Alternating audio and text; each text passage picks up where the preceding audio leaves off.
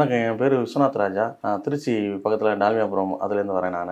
எங்கள் அத்தை பேஷண்ட், அவங்க தான் பேஷண்ட்டாக. அவங்களுக்கு நேம் வந்து தனம், எங்கள் அத்தை பேர். அவங்களுக்கு வந்து உணவு குழாயில் வந்து கேன்சர் இருக்குது. நாங்கள் திருச்சியில் ஒரு தனியார் மருத்துவமனையில் கீமோ, ரேடியோ தெரப்பி எல்லாமே வந்து நிறையா ட்ரீட்மெண்ட்லாம் பண்ணிட்டோம். அது கடைசி டைமில் நாங்கள் கேள்விப்பட்டு இங்கே புனர்ஜன் இந்த ஹாஸ்பிட்டலுக்கு வந்து இதோட 2 கிட்டு முடிஞ்சிருச்சு, 3வது கிட்டு இப்போ யூஸ் பண்ணுறாங்க. வரும்போது கை தாங்கலாம் தான் அழைச்சிட்டு வந்தோம். இப்போ ஓரளவுக்கு நல்லா இருக்காங்க.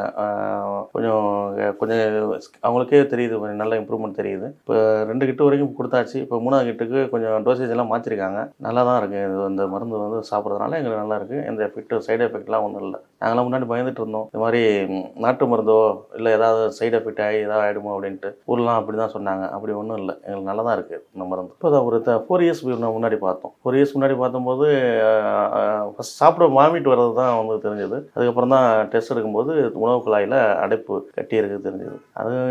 அதுக்கப்புறம் தான் பெரிய செலவு பண்ணுவாங்க. நாங்கள் கிட்டத்தட்ட 25 லட்ச ரூபா செலவு பண்ணியிருப்போம்னு நினைக்கிறேன். இந்த ட்ரீட்மெண்ட்டுக்காக ப்ரைவேட் ஹாஸ்பிட்டலில் தான் 25 லட்சத்துக்கு மேலே தான் செலவாயிருக்கும். இப்போ தான் 3 மாதமாக, இந்த 4 மாதமாக தான் கம்மி.